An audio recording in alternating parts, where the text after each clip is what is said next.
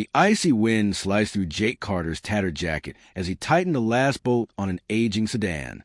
His calloused hands, worn from years of labor, ached from the cold, but he barely noticed.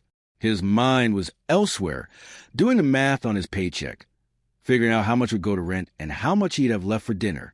Another long day, he muttered, wiping his grease-stained hands on an old rag.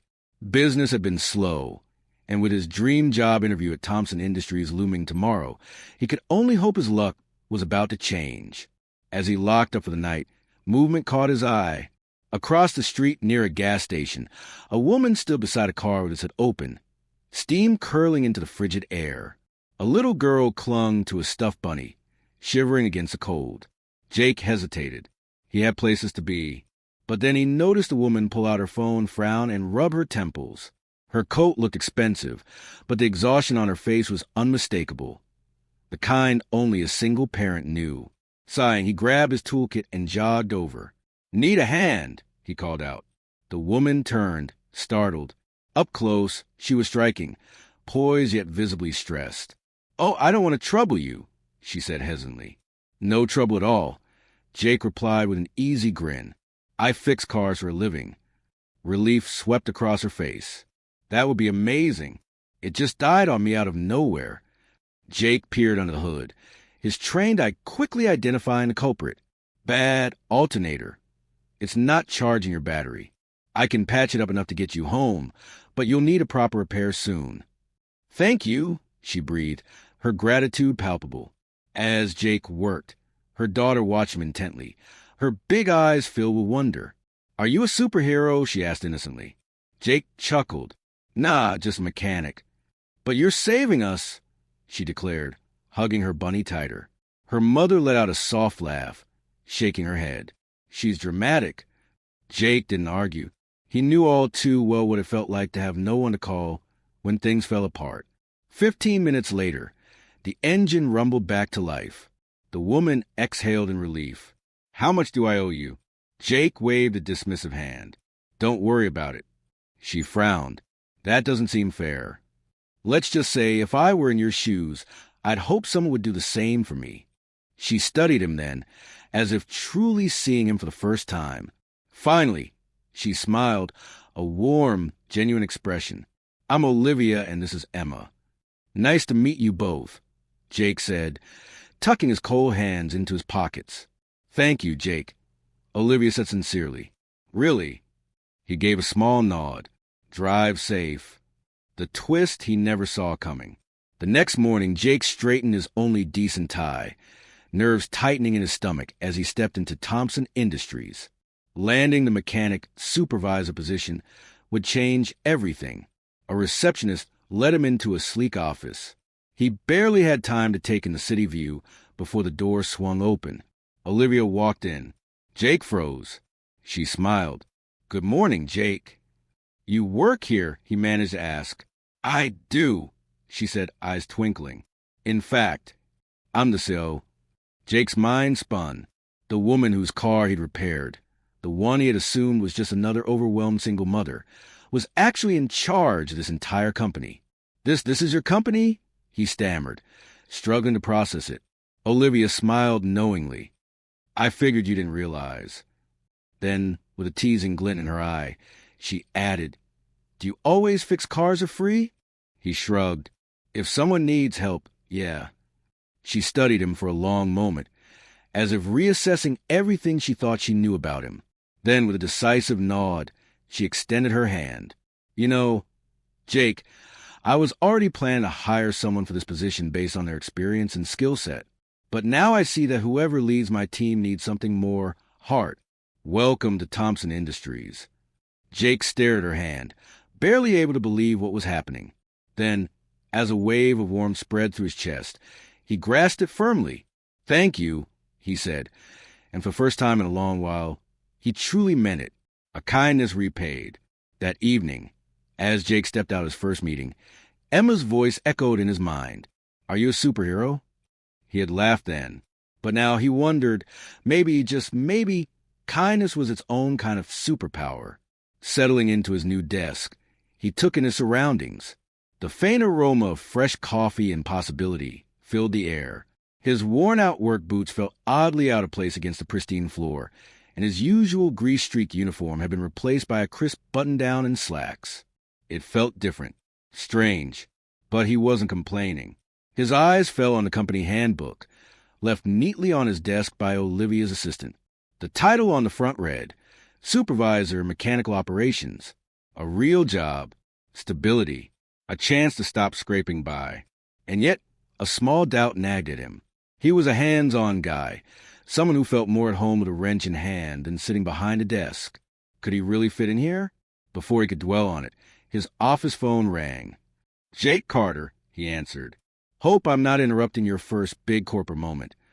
Olivia's voice came through, teasing. He exhaled, tension easing. Just trying to figure out where I belong in all this. You'll find your way, she assured him. Then her tone shifted. But right now, I need you in the garage. We got a problem. Proving himself. Jake found Olivia waiting near a sleek black company SUV, surrounded by a group of mechanics. One of them, Greg, according to his name tag, looked particularly frustrated. The diagnostic scanner isn't picking up the issue, Greg explained, arms crossed. We've tried everything. Jake stepped forward, crouching by the engine. Mind if I take a look? Greg hesitated. He was older, seasoned, probably not thrilled about some new boss stepping in. But after a moment, he stepped aside. Be my guest. Jake didn't waste time. He ran his hands over the usual trouble spots, loose connections, faulty sensors. Within minutes, he spotted the culprit, a tiny but crucial wire barely hanging on. He secured it, gave Greg a nod. Try it now. Greg turned the key. The SUV roared back to life. Greg blinked. Well, I'll be damned. Olivia smirked. That's why he's here. Jake stood, brushing his hands off. Team effort, he said, nodding at Greg. For a moment, Greg just studied him. Then, with a grunt, he muttered, Not bad, boss. Jake grinned. Maybe he could belong here after all. More than just a job. Later that evening, Jake stepped out of the building, the city skyline glowing in the distance. He pulled out his phone. Jake stared at the number Olivia had given him. If you ever need anything, she had said, just call. For the first time in years, he wasn't just scraping by. He was actually moving forward. And something in his gut told him this was only the beginning. Finding his place. Over the next few weeks, Jake adjusted to his new role. It was a far cry from repairing cars in a cramped, worn-down garage. Now, he was managing a team in a high-tech corporate auto division. Some of the crew, like Greg, weren't quick to accept him. But Jake knew the only way to earn their respect was the same way he always had, by rolling up his sleeves, getting under the hood, and proving he belonged. One evening, as he wrapped up a stack of paperwork, a light knock on his office door made him look up. Got a minute? Olivia asked. For you? Always. He set his pen down. She smirked. Smooth. Taking a seat, she let out a tired sigh, rubbing her temples. Long day? Jake guessed. She chuckled. You could say that. Then her voice softened. Jake, I never really told you why I was in that gas station parking lot that night. He leaned in slightly, sensing there was more to the story. I wasn't just dealing with car trouble, she admitted. I was supposed to be at a corporate dinner, one of those stiff, high-profile events. But right before I left, Emma told me she missed me. She said I was always busy, always working. Olivia shook her head. So, in that moment, I made a choice. I skipped the event and took her out for ice cream instead. That's why I was on that road. Jake nodded, understanding. Best decision you could have made. She smiled wistfully. Yeah, but when my car broke down, I panicked. I thought, great, this is what I get for trying to be a good mom. His brow furrowed. Olivia, you are a good mom. Her eyes met his, searching. And you're a good man, Jake. You didn't just fix my car that night. You reminded me why I built this company in the first place. It wasn't just about making money. It was about people. The air between them changed, heavier now, filled with something unspoken. So what now? Jake asked, his voice quieter. Olivia hesitated for only a second before smiling. Now, you keep proving me right for hiring you. He grinned. I can do that. A full circle moment. A few days later, as Jake was leaving work, a familiar voice rang out. Jake! He turned just in time to see Emma sprinting toward him, her bunny clutched in one hand, Olivia following a few steps behind. Mom says you're a boss now, Emma declared proudly. Jake chuckled. Guess so. Her eyes lit up. Does that mean you can fix all the cars? He crouched to her level, grinning. All the cars. Maybe even airplanes. Emma gasped. Whoa! Olivia laughed, shaking her head. Careful. She's gonna hold you to that. Jake stood, meeting Olivia's gaze. There was something there, something warm, something grateful.